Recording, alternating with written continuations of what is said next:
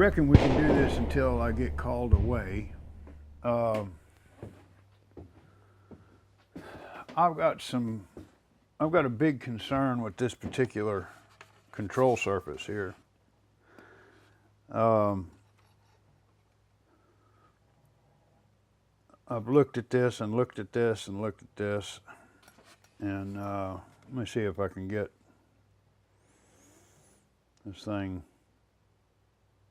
kind of zeroed out here. Kind of zeroed out. There we go. So I don't know if you can really tell in that camera, but if you notice, this control surface kind of sits to this this side over here. Right down here, it's a little low. I opened up the holes a little bit to try to give some play on the thing. And my concern is the manual doesn't say a dadgum thing about it. It says 78 millimeters of travel each way, or 70 millimeters on the elevator, which is ridiculous. That's 3D numbers, right? So this thing, it just doesn't fit in here. It doesn't feel like it belongs here. When I put it in here, it just does not feel like it belongs. It feels like it's struggling to be there. It's arguing with itself, if that makes any sense. Sometimes when you put things together, you know, they just fall into place and they feel meant to be, right?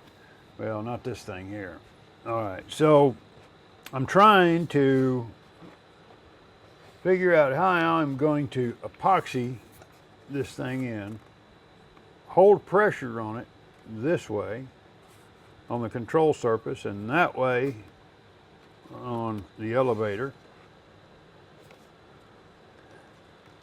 and keep it as tight as I can, the two pieces together, while still being able to get my 25 millimeters of travel without binding up.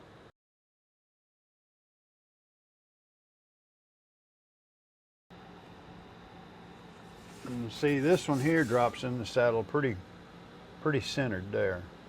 It's off just a little bit.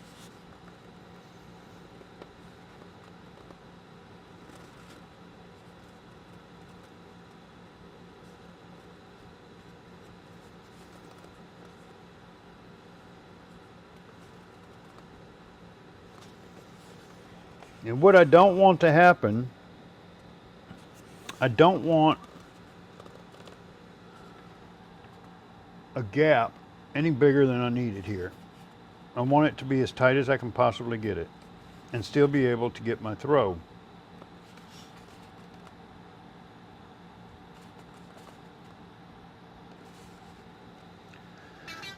This is the problem that you deal with some of these ARFs.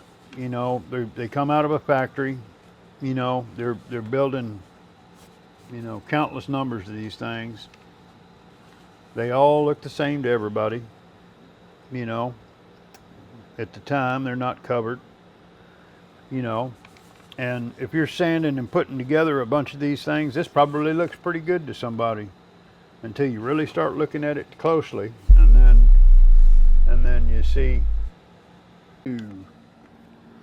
Okay. Wow, folks, I have got to do some shopping. I've got a lot of 30-minute epoxy, but when it comes to my 5 and 15, I am out of there. I did find some good zap though, and I did run a test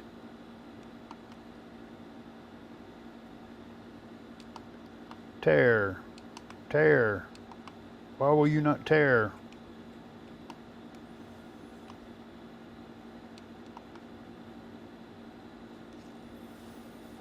There we go. Okay, yeah, I found some good 5-minute zap. It's still good and clear.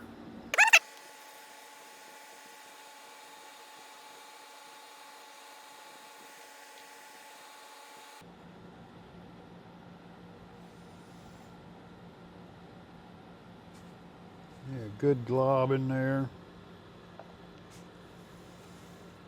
Each one of these little holes. This has got a little crack in the builder's ply on this one hole. I guess they pulled the bit out a little funny.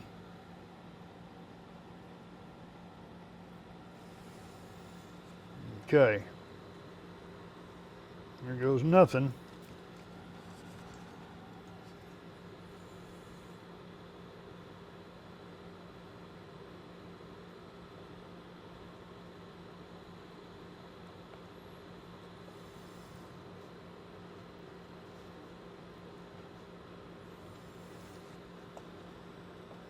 Make sure we get everything coated real well.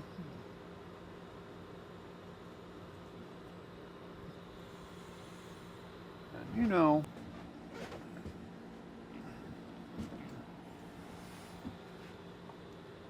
it's been a couple of days.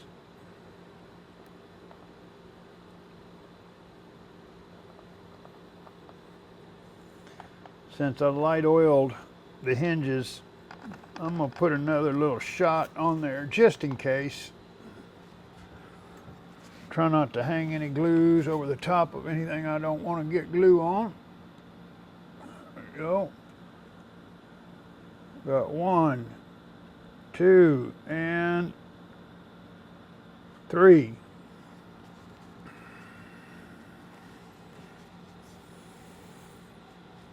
Alrighty. Now, I've got my 0.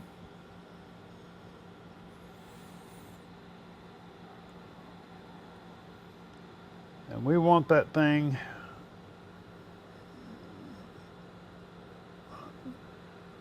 to hit 25 and be centered on the end. So I am now stuck in this position until the epoxy decides to hold.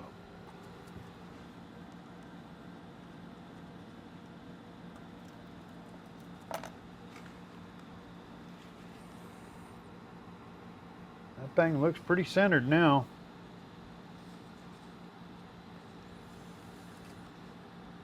Okay, now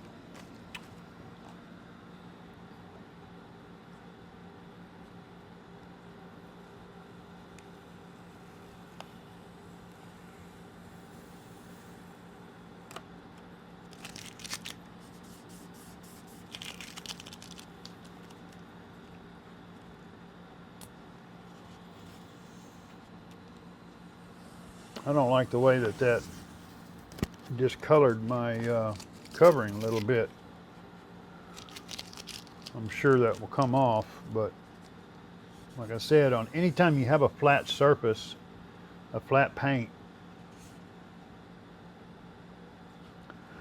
I'll tell you where I learned that. A buddy of mine bought one of those real expensive BMW, brand new BMW, I forget the model of it. And he ordered one of my favorite colors, which is that matte silver. It's a lot more matte than this one, than this silver here. And after about a month,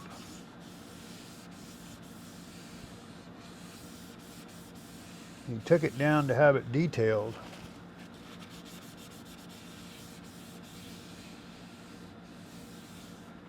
I don't know if they ran a buffer on it or what, but it damaged the paint. It was no longer matte. It was more of a shiny sheen to it.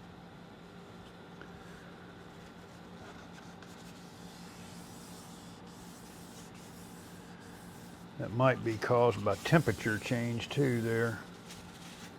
You just have to look and see.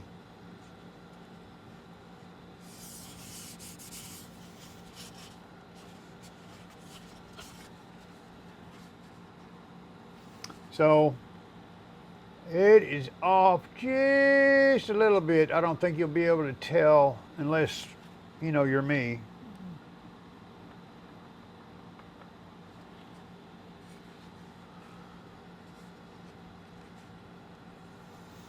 Now, the thing that we really need to double check here and make sure while this stuff is still not 100% cured. Okay, let's see here. There's 0.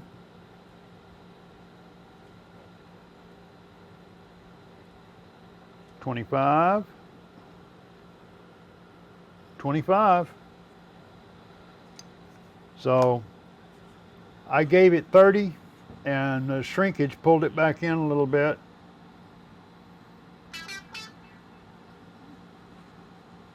To 35. So, to 25.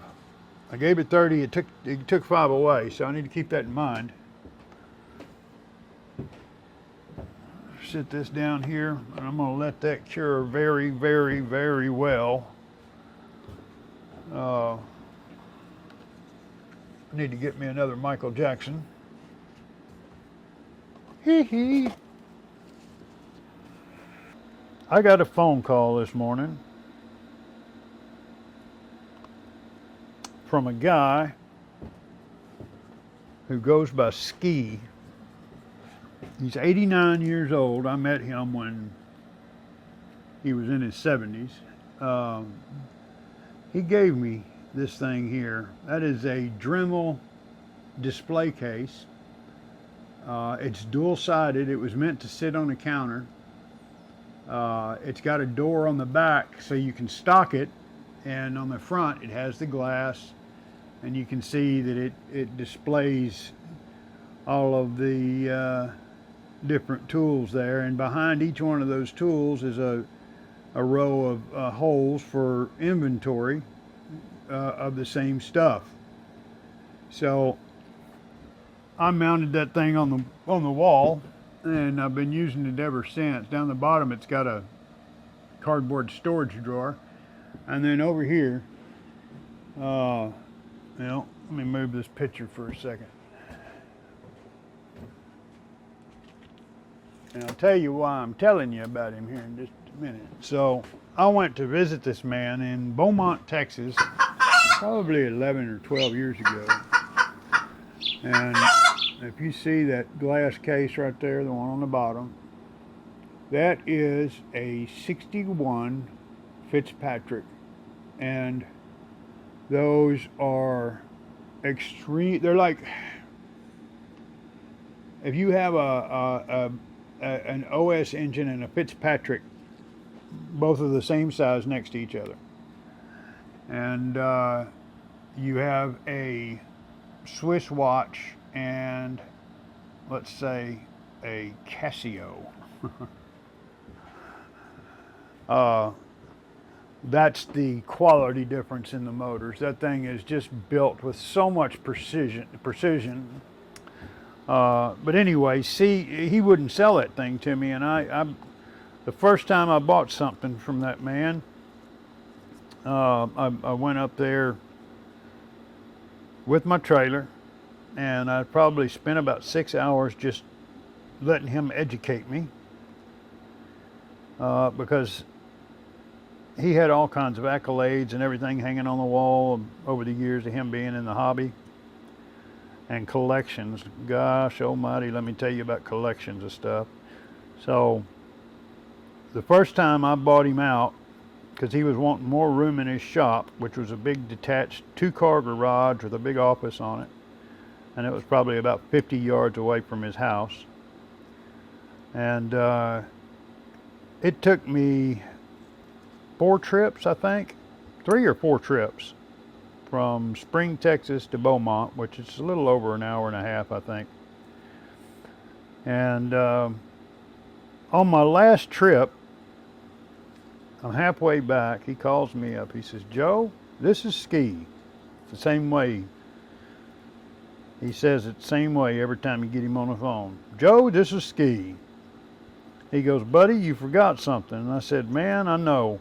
I said, "I got to thinking about it, and I said, I forgot some wings. I think it was to like an Edge 540 that I bought from him." He said, "Well, yeah, you forgot that, but you also forgot the Fitzpatrick." And I said, well, Ski, you told me you wasn't selling that. He says, well, I'm not selling it. And he goes, I'm going to give it to you.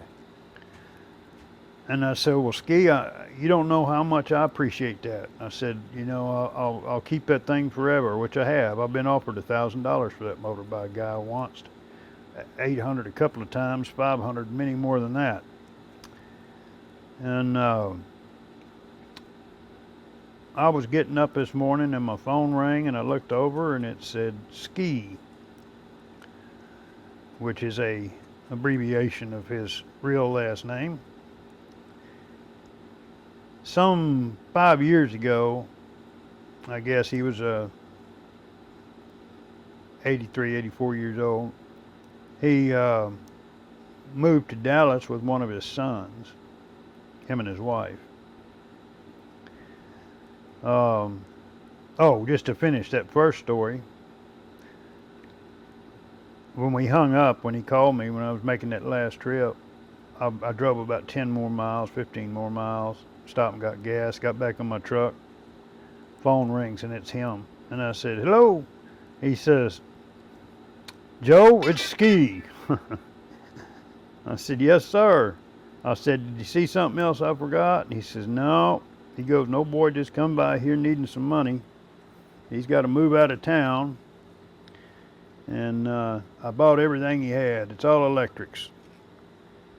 I said, well, do I need to turn around? I said, it wouldn't do me much good since I'm already full. And he says, no. He goes, just go on to the house, man, and I'll call you and we'll deal with it. So this went on over and over, you know, quite a few times throughout our relationship.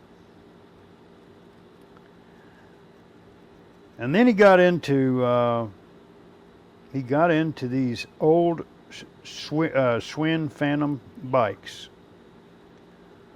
A lot like what you would see in the movie Pee Wee Herman. And he got, I think they made a red, a black, a white, possibly a yellow. I know he wanted one of every color, and he got many of many colors. Another thing he collects is the thimble drums or tether cars. And man, he's got a collection of about 100 that are immaculate, that have probably never had the wheels turned on them. He's got the McCoys. He's got them all. So anyway, he called me this morning. He says, Joe, he says, I'm almost 90. I said, yes, sir, I know. I said, it's been a while since I talked to you. How you been? Yada, yada. We did our pleasantries and all that. And he says, man, he goes, I got too much stuff, Joe. I said, Ski, you've always had too much stuff. I'm not going to put tape on this. Guess it's obvious at this point. So I need to go to Dallas and visit with Ski, and he is going to bless us with some more inventory. Let's see here. But since I've seen him, he said he and a buddy of his have bought a lake house on Toledo. He said he's got wet bikes out there, he's got motorcycles out there. He's wanting to sell everything that his kids and grandkids don't want. I think there's only one grandkid that's into the cars, but I'm not sure if he's into them just because they got 4 wheels on them or if he understands exactly what the old man has been collecting. But I have a spot in my heart for that man. I've got big love for him, to be honest with you. And he said he may be moving down here to Houston, him and his wife, into a VA assisted living spot, which I guess they're not wanting to burden, but it would be nice to have him down here.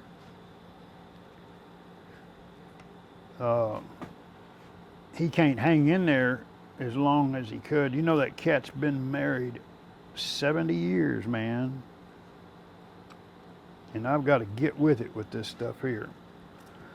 All right, no more talking about ski right now. We've got to put these things in the hole.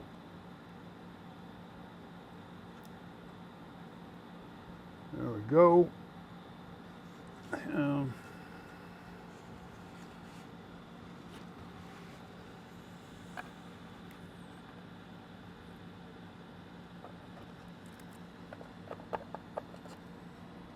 hit these just in case.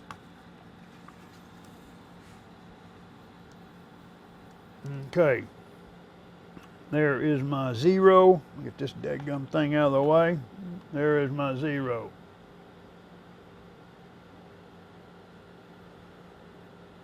There is my 30.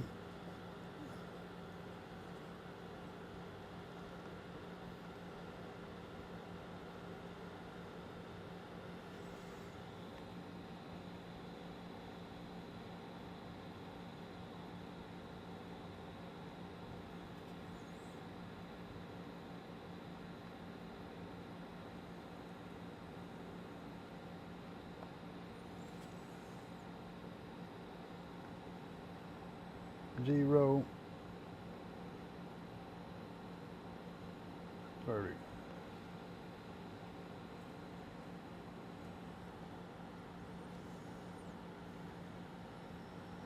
Looks like I got good glue at every joint.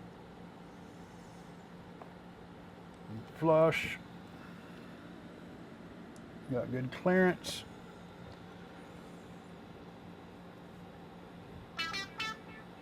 Zero. That hits 30 easy.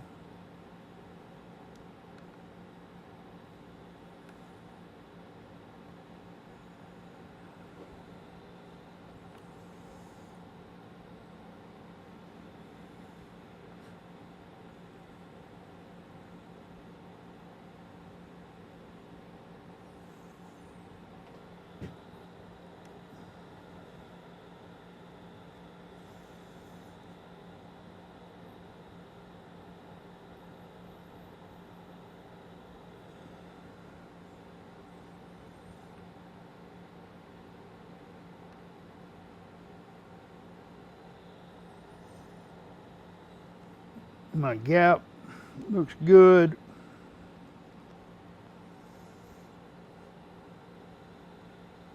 I've never had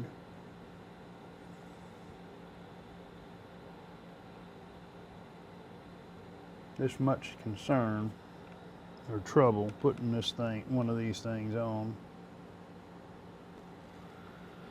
Now I just don't know if maybe my old mind has forgotten something, I'm doing something wrong. I really don't believe I am.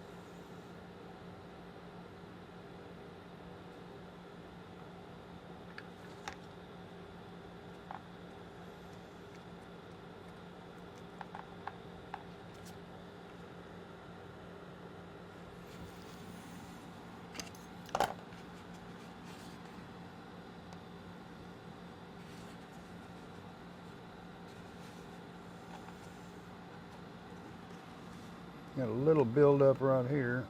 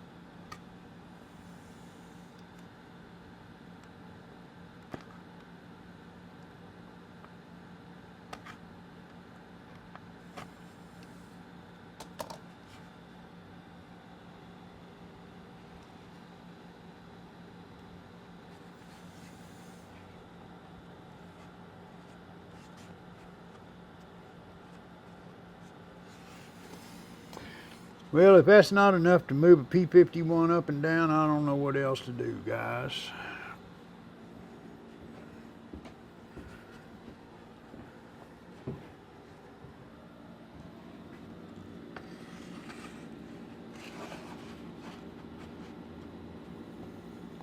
The gaps look good, they look even. I'm happy with it. If I'm happy and the customer's happy, then everybody's happy.